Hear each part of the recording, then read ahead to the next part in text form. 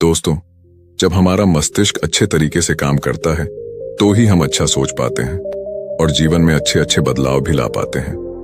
और जीवन में अगर आपको बड़े फैसले लेने हैं, मुश्किल हालातों से निपटना होता है, तो हमें मानसिक रूप से मजबूत होना बहुत ज्यादा जरूरी होता है। जरूरी नहीं कि आपकी जिंदगी में हर पल अच्छा ही होता रहे और आप तभी खुश रहें। कभी कभी आपकी जिंदगी में ऐसे वक्त भी आएंगे जहां पर आपको भारी मुसीबतों का सामना भी करना पड़ सकता है। ऐसे में कई बार होता है कि इंसान मुसीबतों का सामना करते करते अपने मुश्किल हालातों से लड़ते लड़ते अपने जीवन से हारने लगता है।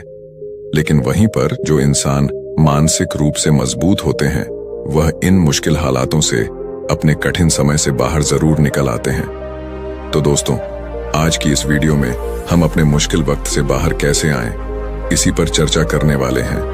मैं 8 नियम बताने वाला हूं, जिसे अगर आप जान और समझ लेते हैं तो यकीन मानिए आप अपने मुश्किल हालातों से जरूर बाहर निकल आएंगे और आप मानसिक रूप से एक मजबूत इंसान भी बन जाएंगे।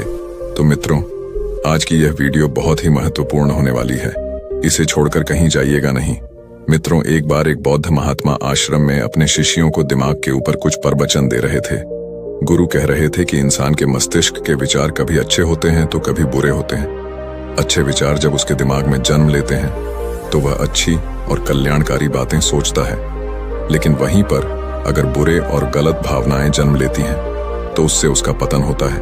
तभी उन्हीं में से एक राजवंत नाम का शिष्य खड़ा होता है और गुरु से पूछता है कि गुरुवर, क्या कुछ ऐसा तरीका आप बता सकते हैं जिससे कि हम अपने मस्तिष्क को मजबूत और ताकतवर बना सकते हैं, खुद को मानसिक रूप से मजबूत बना सके। गुरु कहते हैं कि अवश्य मैं बताऊंगा, लेकिन उससे पहले मैं कुछ बातें मन पर बता रहा हूं जिसे तुम लोग ध्यानपूर्वक सुनना, तभी जाकर के हम बताएंगे कि मानसिक रूप से मजबूत कैसे बने। तभी तुम सब इस बात को बड़ी ही आसानी से समझ पाओगे। गुरु कहते हैं कि जब भी हम कुछ सोचते हैं तो सबसे पहले वह विचार हमारे मस्तिष्क में जन्म लेते हैं और उसी के अनुरूप हमारा पूरा शरीर कार्य करने लगता है। मान लो कि आप कुछ दुख भरी बातें सोचते हैं तो आप बिल्कुल शिथिल होते चले जाते हैं, आपके शरीर की ऊर्जा कम होने लगती है। लेकिन वहीं पर अगर आप कुछ उत्साह भरी बातें सोचते हैं तो आपके शरीर के अंदर असीमित ऊर्जा बहने लगती है। आप वाकई में ऊर्जावान दिखाई देने लगते हैं। आप ये अनुभव खुद कर पाएंगे कि जब आप खुशी होते हैं तो आपके शरीर के अंदर बहुत ऊर्जा आ जाती है, आपका रोम रोम खिल उठता है। ऐसा इसलिए हुआ क्योंकि आपने अपने दिमाग में कुछ जोश भरी बातें सोची। शरीर तो वही है आपका, लेकिन जब आप दुखी होते हैं तो आपका शरीर बिल्कुल ऊर्जा विहीन हो जाता है। लेकिन जब आपके विचार जोश भरे वाले होते हैं तो आपका शरीर खिल उठता है। यानी हमारा शरीर किस तरीके से काम करेगा, यह सब हमारे मस्तिष्क में उत्पन्न हो रहे विचारों पर निर्भर करता है। अब तुम सबको मेरी बातें बहुत ही अच्छे तरीके से समझ में आएंगी। अब हम बताने जा रहे हैं कि मानसिक रूप से हम मजबूत कैसे बने। गुरु कहते हैं कि मैं तुम सबको 8 तरीका बताऊंगा। अगर आप उन 8 तरीकों को अपने दिमाग में लाते हैं, वैसा ही सोचते हैं, तो यकीन मानिए आपका शरीर भी वैसा ही काम करने लगेगा।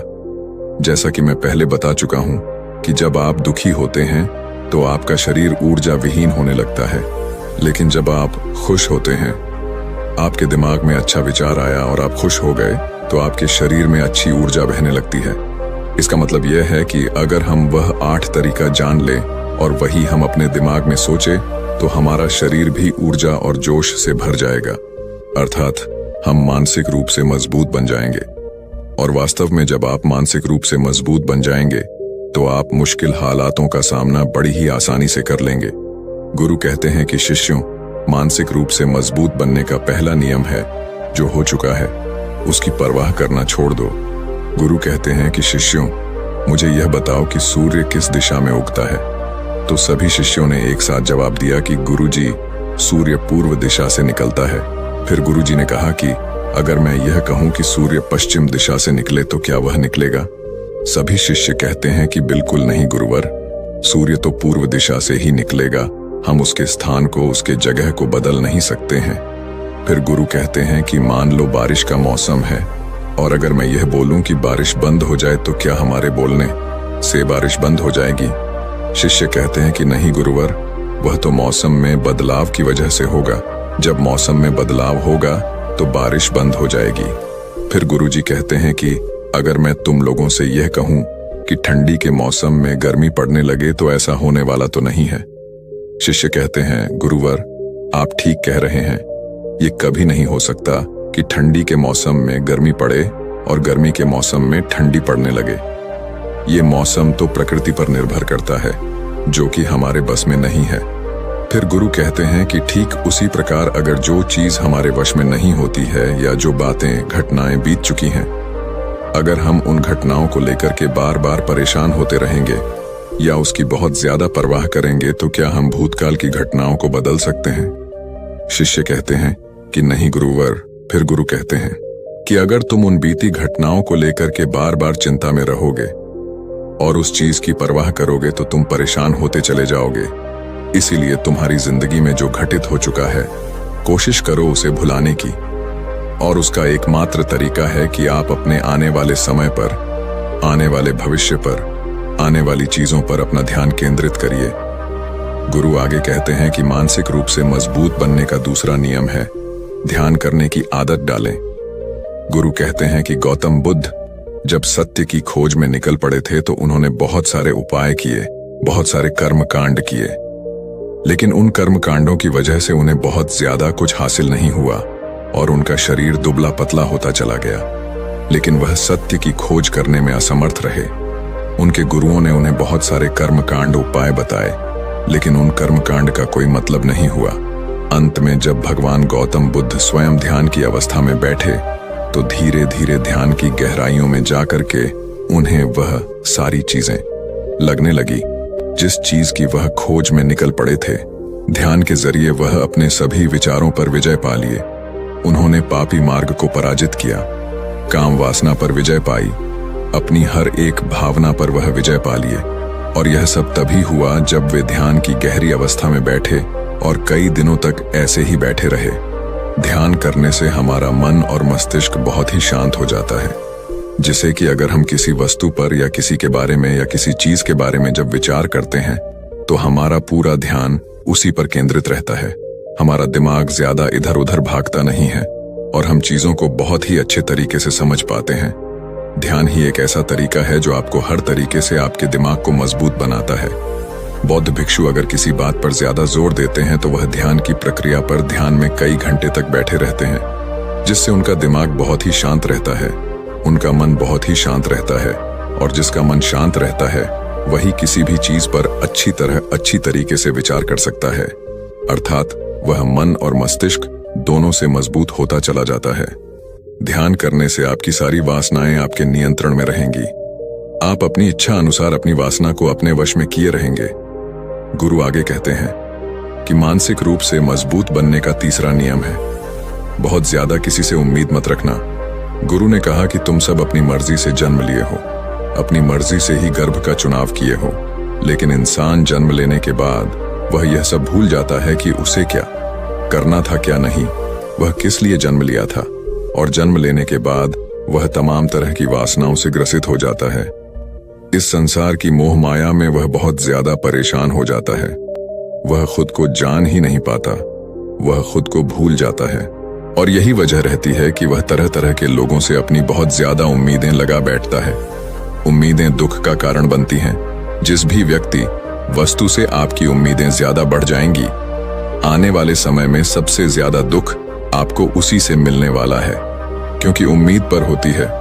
दुख भी वहीं पर होता है, क्योंकि आप किसी से बहुत ज्यादा उम्मीद लगा लिए और वह व्यक्ति आपकी उम्मीदों पर खरा नहीं उतरा, तो सबसे ज्यादा दुख आपको उसी से होने वाला है, क्योंकि जब उम्मीद टूटती है तो दुख बहुत ज्यादा होता है। इसलिए इस संसारिक, इस भौतिक जीवन में बहुत ज्यादा उम्मीद और बहुत ज्यादा मोह किसी भी व्यक्ति से मत करना।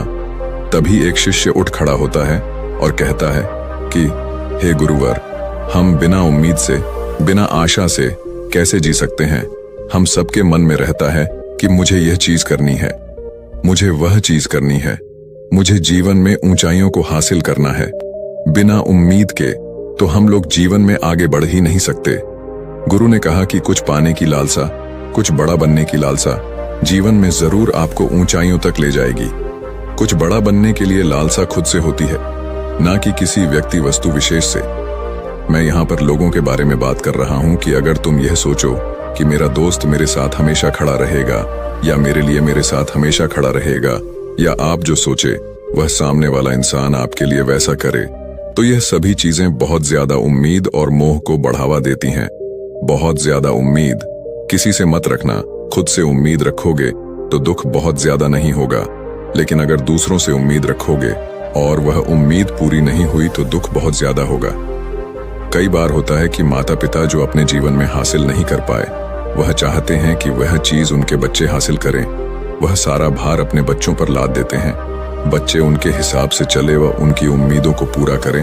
उन्होंने ने जो अपने जीवन में हासिल नहीं कर पाया, वह काम अब उनके बच्चे करें। और लगभग इस समय तो सभी के माता पिता यही कह रहे हैं। बहुत कम लोग होते हैं जो अपने बच्चों को आजाद रखते हैं।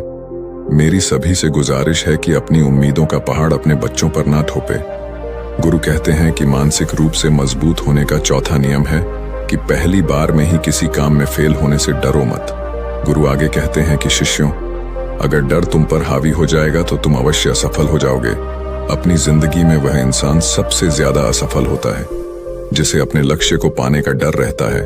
अगर डर तुम्हारी जिंदगी में बढ़ गया तो तुम्हें वह असफलता की तरफ जरूर ले जाएगा, क्योंकि डर तुम्हारे आत्मबल को, तुम्हारे आत्मविश्वास को डगमगा देगा, कमजोर कर देगा। और तुम्हारा आत्मबल, तुम्हारा आत्मविश्वास कमजोर हो जाएगा तो तुम निश्चित ही अपने लक्ष्य को पाने में असमर्थ महसूस करोगे, और यही असमर्थता तुम्हें असफलता की तरफ ले जाएगी। इसलिए जीवन में जब तुम अपने लक्ष्य की प्राप्ति के लिए आगे बढ़ो तो मन में किसी भी चीज की शंका मत रखो कि मैं फेल हो जाऊंगा। अगर यह नहीं हुआ तो यह हो जाएगा। ये सब बातें अपने दिमाग में मत लाओ, क्योंकि यह सभी बातें आपको डर की तरफ ले जाएंगी। और जब डर बढ़ेगा तो तमाम शंका आपके दिमाग में पैदा होगी। आपको घबराहट भी हो सकती है, आपको नींद नहीं आएगी, रात को बेचैन मन होने लगेगा, क्योंकि आपका डर आपको असफलता की तरफ ले जा रहा है। और जब असफलता का विचार आपके दिमाग में आएगा तो आप और ज्यादा डरने लगेंगे। इसलिए जीवन में जब आप लक्ष्य की प्राप्ति के लिए आगे बढ़ जाओ तो मन में कोई शंका मत रखो, सिर्फ और सिर्फ अपने काम करने पर ध्यान दो। जब तुम काम करने पर ध्यान दोगे तो तुम कभी डरोगे नहीं, क्योंकि तुम अपने लक्ष्य की प्राप्ति के लिए काम कर रहे हो, उसके लिए जुट गए हो, तो तुम्हारा डर खत्म हो जाएगा। और जब डर खत्म हो जाएगा तो तुम जरूर सफल हो जाओगे। गुरु आगे कहते हैं कि पांचवा नियम है मानसिक रूप से मजबूत बनना। वह यह है कि जिंदगी में कभी भी खुद को कोसो नहीं। गुरु कहते हैं कि जो इंसान जितना ज्यादा संघर्ष करता है वह उतना ही मजबूत बनता चला जाता है। जितना ज्यादा तुम मजबूत बनोगे उतना ही ज्यादा तुम काबिल होते चले जाओगे। इसलिए अगर तुम किसी भी चीज में असफल भी हो जाते हो, या कोई चीज तुम्हारी इच्छा के अनुसार नहीं हुई, या तुमने कुछ ऐसा कार्य किया जैसा नहीं करना चाहिए था, और इन सब बातों को लेकर के अगर तुम पछता रहे हो, खुद को कोस रहे हो, तो यह तुम्हें मानसिक रूप से कमजोर करता चला जाएगा। क्योंकि खुद को कोसना बहुत ज्यादा खतरनाक होता है। यह आपके दिमाग की क्षमता को कम कर देगा, आपकी सोचने समझने की शक्ति को कम कर देगा, आपके आत्मबल, आपके आत्मविश्वास को कम कर देगा। इसीलिए जीवन में कभी भी किसी भी कार्य के लिए खुद को कोसना नहीं, क्योंकि अगर वह कार्य तुमसे नहीं हुआ है या जो तुम सोच रहे हो वह जिंदगी में नहीं कर पाए, तो इसका मतलब यह नहीं है कि तुम असफल ही हो गए। अगर मैं यह कहूं कि यह सामने वाला आम का पेड़ है, इस पर सबसे पहले कौन सा जानवर चढ़ेगा? हाथी चढ़ेगा, बंदर चढ़ेगा, या फिर गिलहरी और या फिर शेर?